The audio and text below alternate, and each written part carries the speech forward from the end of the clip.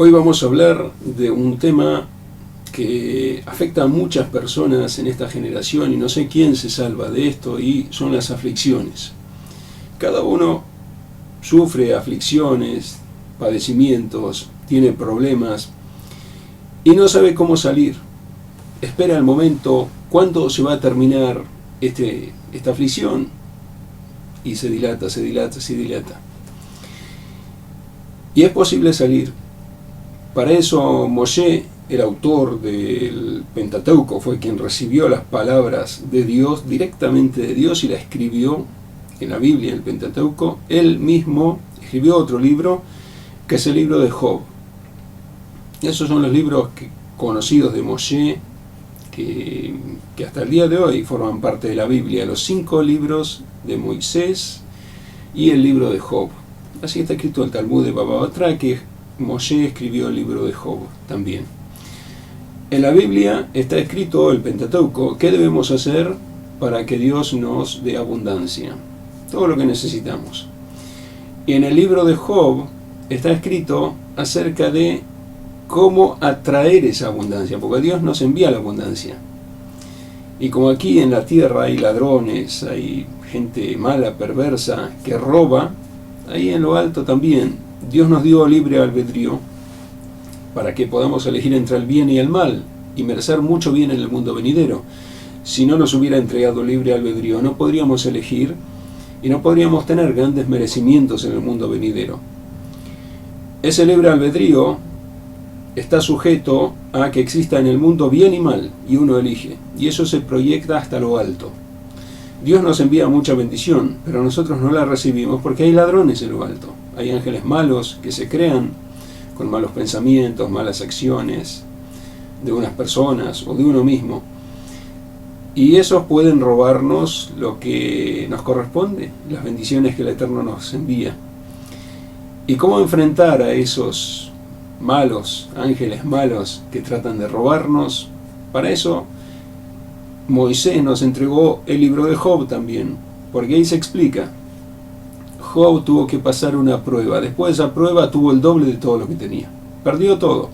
¿Por qué ángeles malos acusaron? Está todo escrito en el libro de Job. Leéis desde el principio, vemos cómo vinieron los ángeles de Dios a presentarse ante Dios, y vino también el Satán, que es el acusador, acusó. Y ahí Dios consintió en ponerlo a prueba a Job. Job pasó la prueba, pero la prueba duró 2 años, porque primero le fueron quitados todos los bienes, que nadie vio ángeles, solamente Job perdía los bienes, veían cómo pasaban las cosas, cómo vino un fuego, consumió lo que tenía, vinieron ladrones, le robaron, y después perdió la salud también, que fue parte de una prueba muy dura, y después Job recibió el doble de todo lo que tenía. Le devolvieron los hijos, riquezas, las riquezas se duplicaron, recibió el doble de todo lo que tenía que pasar una prueba, y eso es lo que tenemos que saber. Uno está en el medio de una aflicción que puede ser muy dura, y uno dice, ¿cuándo va a terminar?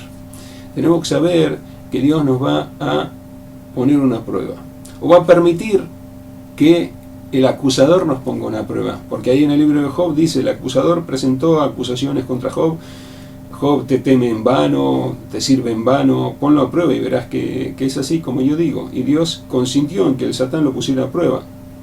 O sea que ni siquiera Dios mismo a veces es quien nos manda la prueba directamente, sino que da permiso a que esa prueba sea puesta a nosotros, incluso por los entes del mal. ¿Para qué? Para que tengamos grandes méritos. Como vemos, Job mereció grandes méritos. Se le duplicó la riqueza y todo lo que tenía, tuvo una felicidad inmensa después de superar la prueba. Todo está escrito en el libro de Job textualmente. Y eso tenemos que saberlo, porque si estamos inmersos en una aflicción, hay que saber cómo superarla. Hay una prueba que Dios nos va a poner una prueba, o va a permitir que nos sea puesta una prueba, y si la superamos, podemos obtener todos los beneficios que estamos ansiando, y el doble. Debemos tener una fe similar a la que tuvieron las personas en el Holocausto, algo terrible, pero eso también está escrito en el Talmud. El Talmud está escrito en el Tratado de Sanedrín acerca de la rectificación.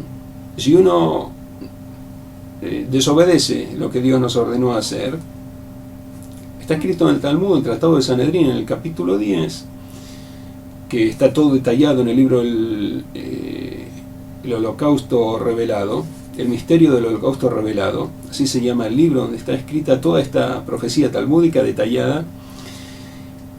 Y dice ahí en el Talmud, en el Tratado de Sanedrín, de que si los hijos de Israel se apartan de los caminos de Dios, va a venir un rey que sus decretos van a ser tan severos como los de Amán, el malvado, que quiso exterminar a todo el pueblo de Israel en un solo día.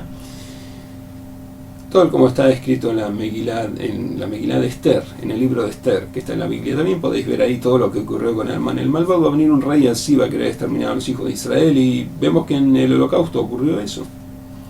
Hitler, el malvado, quiso eliminar a todos los hijos de Israel en un solo día, que es conocida como la noche de los cristales rotos. Rompieron 1570 sinagogas, destruyeron, encerraron 30.000 judíos, mataron 91, ahí comenzó todo. En un día quiso eliminarlos, no pudo.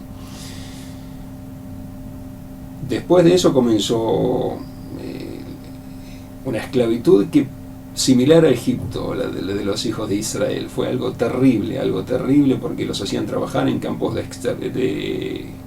campo de concentración, los hacían trabajar como esclavos, están esclavizados, le daban un trozo de pan muy pequeño y con eso tenían que subsistir todo el día.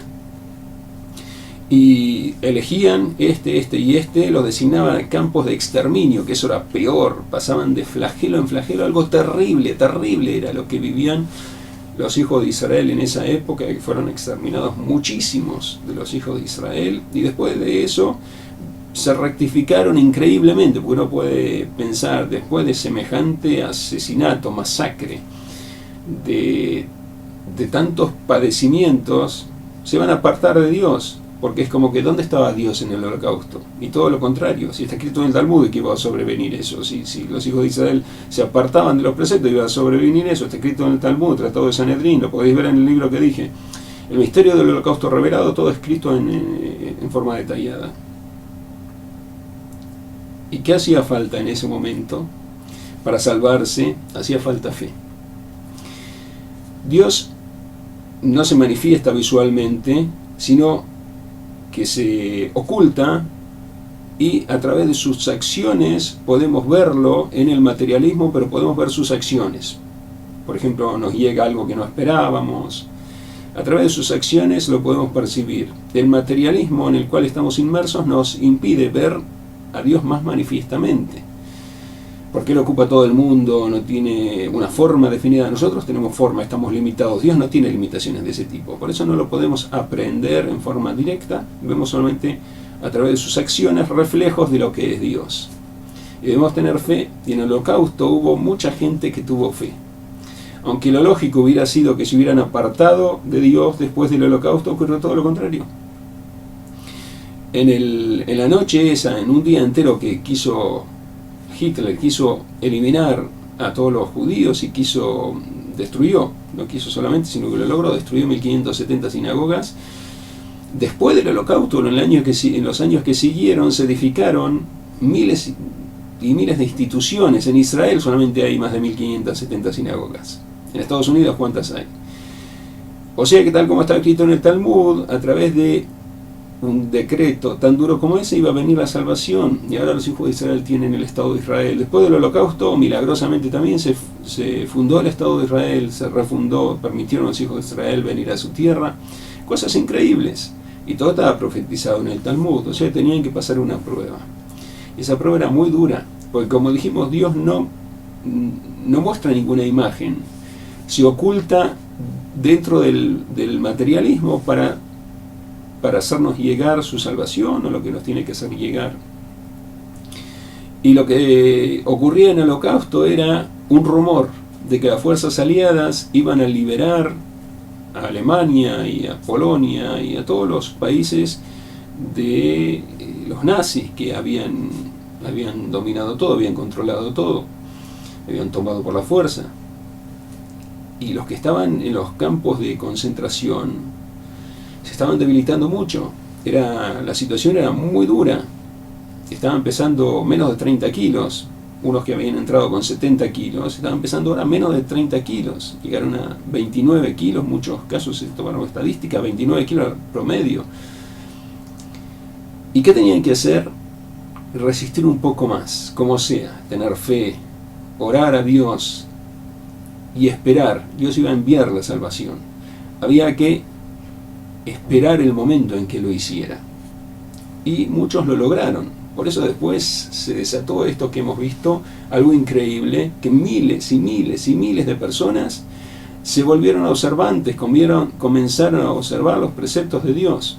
Ahora en Israel, ¿cuántos hay? ¿Cuántos que observan los preceptos de Dios? Es algo increíble. La tierra de Israel estaba despoblada y ahora hay millares de personas que observan los preceptos de Dios. Hay barrios enteros en todo Israel. Es increíble cómo hay barrios enteros que tienen una mezuzá en la puerta de la casa, que hacen el Shabbat, que van a rezar, que observan los preceptos. Y cómo después del holocausto ocurrió eso, por la fe, porque ellos tuvieron fe en que tenían que esperar un poco más, resistir, pasar la prueba y después iban a ser salvos. Y Dios envió a través de, como dije, había rumores, ¿sí? Los aliados están por entrar, están por invadir Alemania, por invadir Polonia, y a veces era cuestión de unos días nada más. Hubo personas que estuvieron escondidos durante mucho tiempo, después fueron apresados por los nazis, enviados a campos de concentración, y ya era difícil resistir. Pero así todo, hubo quienes resistieron, y los que fueron enviados a campos de exterminio era mucho más difícil, y aún ahí hubo gente que resistió. El segundo libro más vendido, así se dice, de las estadísticas, después de la Biblia, un libro de no ficción, es un libro del Holocausto, el libro del diario de Ana Frank, que cuenta una historia del Holocausto. O sea que por algo todo eso ocurrió. No por nada es ese segundo libro más vendido del mundo. 60 millones de copias creo que se hicieron, se tradujo a muchos idiomas. Todo lo que ocurre en el mundo es porque Dios quiere que ocurra. Si Dios no quiere que ocurra, no ocurriría. O sea que debemos aprender de eso. En el Holocausto las personas tenían que resistir un poco más. Hubo gente que no pudo resistir o hizo cosas que iban más allá de la ley, y con eso perdieron la vida. Por ejemplo, hubo gente que en su gran piedad, que es un acto de una piedad tremenda, que puede ser, con eso pueden tener un mérito enorme en lo alto, yo no sé, porque no soy Dios para juzgar eso, pero está escrito de que si uno está en el desierto con otro y tienen una medida de agua, y si la beben ambos, se mueren ambos, y si la bebe uno, se puede salvar, que la beba uno, porque uno debe considerar primero a uno mismo, salvarse, y si puede ayudar a los demás. No dar la vida de uno para salvar a otros. Yo conozco gente que perdió la vida para salvar a su familia, que dio su vida para salvar a su familia. Y eso es terrible. Gente que dio su vida para salvar a su familia, bueno, no sé si intencionalmente, porque ahí se juzga si en ese momento estaba consciente o no consciente de lo que hacía, pero gente que dio su vida para salvar a su familia. Yo los conocí. Así, en el Holocausto ocurrió también, hubo gente que no se quitó la vida con un armas o de algún otro modo, sino que murió de hambre, por ejemplo. Les repartían una galleta muy pequeña, y hubo gente, madres, que guardaban esa galleta y la daban a sus familiares, a sus hijos, al marido. Y hubo gente que murió de hambre por eso, por no comer y dar lo poco que recibían a sus hijos. Y si hubieran resistido un poco más, ya las fuerzas aliadas llegaban. Eso ocurrió, que gente murió de hambre, y a los pocos días las fuerzas aliadas llegaron. O sea que no hay que irse a extremos. Lo que la Torá nos ordenó, eso hay que hacer. Uno no puede dar prioridad a cosas que no está escrita en el Talmud, que no está escrita en el Talmud, es la explicación de la Torá, que no está escrita en la Torá. Uno hace lo que está escrito en la Torá, y Y con eso uno se apega a Dios. Se apega a Dios y con eso uno va a esperar la bendición y la bendición va a llegar. A veces tarda. Como vimos, hay que superar pruebas. He mencionado ya varios casos, uno bíblico, el de Job, he mencionado el holocausto. Muchas personas se salvaron también del holocausto y volvieron a los preceptos del Eterno en forma milagrosa, lo contrario a la lógica. Y ahora hay millares de personas que están observando los preceptos, son fieles a Dios. Algo increíble. Así estaba escrito en el Talmud, así que ocurriría una profecía. Y debemos tenerlo en cuenta ahora para salir de nuestros problemas, porque los problemas son muy duros. Cada uno le toca afrontar situaciones durísimas y hay que saber cómo pasar la prueba. Está escrito en la explicación del sabio Or HaHaim, en la sección del diluvio universal, la sección Noé de la Torá. La Torá se divide en 54 secciones. La segunda sección de la Torá es Noé. Está escrito en el versículo 13 que dice: Dios le informó a Noé, la tierra está corrupta, se ha llenado de robo. La palabra que significa robo en hebreo es jamás. Se puede interpretar de varias maneras. Una interpretación es robo. Y Rashi, el exégeta más conocido de la Torá, dice que la gente se robaban unos a los otros. Eso también está escrito en el Midrash y en el Talmud.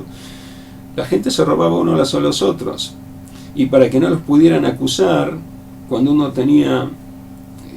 había comprado ladrillos para edificar una casa, cada uno le robaba un ladrillo, y eran miles de personas, le robaban los miles de ladrillos que compró o que fabricó, y ahora no los podía demandar, porque va a demandar a uno por un ladrillo.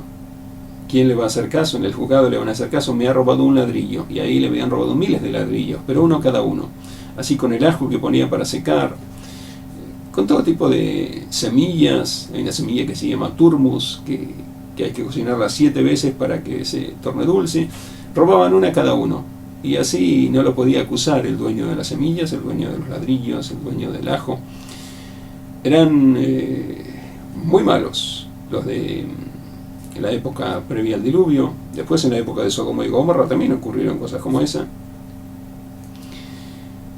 Y esa generación fue destruida antes del diluvio, y Dios le informó a Noé: la tierra se ha llenado de robo, por eso voy a destruir todo el mundo. A ti he hallado recto ante mis ojos, por eso tú te salvarás, tus hijos y las esposas de tus hijos y tu esposa. A él lo salvó, a Noé, Dios, y a sus hijos, a la esposa de él y las esposas de sus hijos. Pero Dios le dijo: la tierra se ha llenado de robo. Y si Noé sabía, ¿por qué no fue y le dijo a las personas: Dios va a traer un diluvio por el robo? Está lleno de robo, todos robáis, por eso Dios va a traer un diluvio. Y se hubieran perdonado los unos a los otros y el diluvio no venía. Pero como Dios no le dio permiso a Noé para que hablara, entonces Noé no podía hablar. Así está escrito en la Torá, que muchas veces está escrito: y habló Dios a Moshe diciendo. Se dice y habló. ¿Para qué dice después diciendo? Es como una redundancia. Y habló, Dios le dijo. Diciendo en hebreo se escribe leemor. Leemor se puede leer lo emor, no digas. Si Dios te ha dicho algo, no lo digas hasta que Dios te diga que lo digas.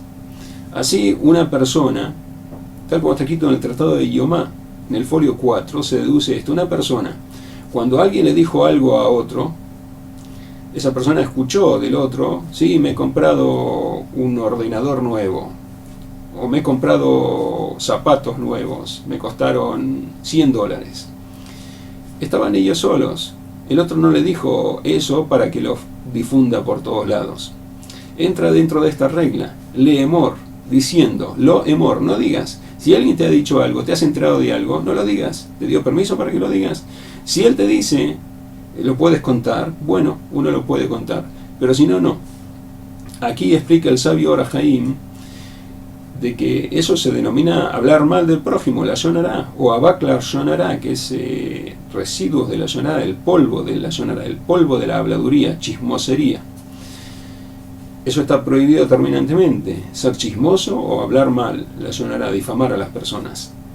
Ahora Jaime explica del mismo modo esto de que Dios le dijo a Noé, la tierra está llena de robo, pero no le dijo que lo cuente. Por eso Noé no tenía permiso de ir y contarlo a las demás personas para que se salvaran y se perdonaran unos a los otros, y el diluvio así no venía. Por eso Noé no contó, así explica el sabio Or HaHaim, que es una reflexión de él, dice, posiblemente por eso no lo asevera, pero la deducción de él es esa, que aparentemente ocurrió así. Dios no le dijo que dijera, por eso no puedo decirlo, porque si no, no se explica cómo está escrito en la sección de la Torá. Dios le dijo a Noé, la tierra se ha llenado de robo, y cómo Noé no fue y les dijo a ellos para que ellos se perdonaran los unos a los otros y el diluvio no sobreveniera. O sea que aprendemos que a veces hay que aguantarse algo y con eso uno se salva. Viene la salvación. Noé se aguantó, no dijo a los demás lo que Dios le había dicho en forma privada, y él se salvó él, toda su familia, salvó todos los animales de la tierra, de las especies, las diversas especies. Eso tenemos que saber nosotros.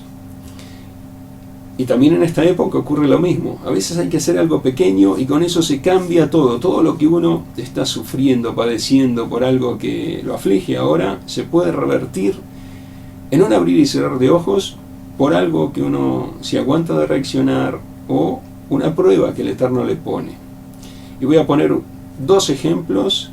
Uno, como una persona no se controló, otra como sí se controló. Una persona que no se controló es aquel que sí escuchó. Dos estaban hablando, uno le dijo al otro algo, el otro fue y habló lo que el otro le dijo. Eso se llama chismosear. Fue y contó, sí, sabes que fulano se ha comprado un nuevo ordenador, le costó $1.500 y tiene tantas funciones, explicó, contó. ¿Por qué? Si el otro no le dijo para que lo contara, el otro le confesó. La gente que sabe si tiene dinero o no tiene dinero para comprar eso, de dónde lo sacó, cuánto tiempo estuvo ahorrándolo, no quiere que sepan. ¿Por qué no le dijo, ve y dilo a los demás? No le dijo nada, le dijo en privado, he comprado un ordenador, me ha costado $1.500. Y el otro fue y contó, chismoseó. Hay casos como ese que son algo leve, hay casos que causan daños más graves. Por ejemplo, uno le dice al otro, sabes que no tengo para cubrir el cheque, he firmado un cheque o varios cheques, no tengo cómo cubrirlo, no sé qué voy a hacer, y él va y cuenta, no le aceptéis los cheques a él porque no tiene fondos, no tiene cómo cubrirlos, y con eso le causa un daño muy grave porque la gente no le va a dar más crédito, y bueno, hay cosas que causan más daño, menos daño, pero en la Torá no hay diferencia. Está escrito, lo tierra gil. No hay que chismosear, no importa si el daño es grande o no es grande, eso no entra en la cuenta de uno. No hay que chismosear, lo que a uno le cuentan en privado es privado, lo que uno se enteró en privado es privado. Si el otro le dio permiso de contar, puede contar, si no, no puede contar. Hay un hombre, una de las historias, que difamó, chismoseó y con eso perjudicó a otra persona. Y vio el daño que había hecho, porque al otro ahora todos le daban la espalda, nadie le daba crédito.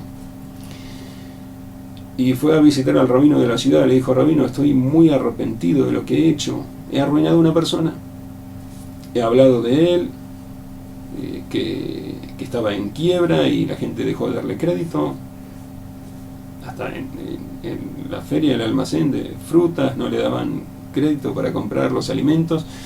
Estoy muy arrepentido, no sé qué hacer, yo no sé, estoy arrepentido de lo que hice. El rabino le dijo, bueno, yo tengo la solución para ti, si tienes éxito en esto, lo podrás enmendar, si no, no. El hombre dijo, ¿qué hay que hacer? Coge una almohada de plumas, antes las almohadas eran de plumas, y golpéala contra un árbol hasta que salgan todas las plumas, y después me vienes a ver, hay una segunda parte. El hombre estaba contento, con eso voy a arreglar lo que hice, es algo muy grave, he difamado, he perjudicado a una persona. Cogió una almohada y buscó un árbol para golpear contra ese árbol la almohada y así expiar su falta. Pero como era de día, tenía vergüenza, había gente ahí mirando, le iban a preguntar qué haces, tuvo vergüenza, esperó a la noche, cuando no había nadie, subió a un lugar alto, a la azotea, y buscó, tenía un palo ahí, y golpeó la almohada contra el palo y hasta que no quedó ninguna pluma dentro de la almohada. La destrozó a la almohada. Y como era tarde, de noche, esperó a la mañana fue a ver al rabino, le dijo: rabino, he hecho lo que usted me dijo, he esparcido todas las plumas, no quedó ninguna dentro de la almohada, estoy expiado, he expiado mi pecado. El rabino le dijo: era solamente la primera parte esa, ahora tienes que cumplir la segunda parte. Sí, ¿cuál es? Tienes que reunir todas las plumas que has esparcido, las reúnes todas en una bolsa y con eso tu pecado queda perdonado. El hombre se fue cabizbajo, se dio cuenta, es imposible. ¿Cómo ahora va a juntar todas las plumas? Se las llevó el viento, vaya uno a saber dónde fueron a parar, ¿cómo la va a encontrar? Así es la difamación, chismosear, uno no sabe dónde va a parar, este le cuenta a este, este le cuenta a este, este le cuenta a este, ¿cómo lo va a arreglar? Entendió ese hombre el mal que había hecho, bueno, se fue a su casa amargado. Daño, ¿cómo lo va a arreglar? En el Talmud se explica que gente que no tenía solución para enmendar lo que había hecho se puso a llorar y Dios lo perdonó por el llanto derramado. Bueno, esa es una manera. Pero lo que ocurrió con el rabino, así fue. Le demostró qué había hecho. Quizá nuevamente no lo vuelva a hacer, quizá vaya a llorar y mostrar su arrepentimiento ante Dios y Dios lo perdona. Eso es. Pero no va a hacer esto de difamar a otras personas, chismosear. Vemos cómo uno tropieza en eso. Si uno quiere difamar a otro, quiere chismosear, tropieza, cómo la solución es tan difícil. Pero ¿qué ocurre si uno escucha algo y se aguanta, como hizo Noé? Algo que puede afectar a todas las personas, incluso para bien, pero es algo privado. ¿A quién voy a traicionar a quien me lo dijo? Noé se aguantó y se salvó. Hubo en la ciudad de Bnei Brak, esta es la otra historia que nos va a mostrar cómo es posible salvarse y llegar al éxito, con aguantarse y solamente pasar una prueba. Había en la ciudad de Bnei Brak una pareja que se casaron, era observante de los preceptos, muy observantes. Se casaron y celebraron la boda, como se hace, con alegría, y fueron a vivirse a su casa y cumplieron la mitzvah de procrear, pero los hijos no nacieron, ni un hijo le nació. Esperaron 1 año, 2 años, 3 años, 4 años. Es duro.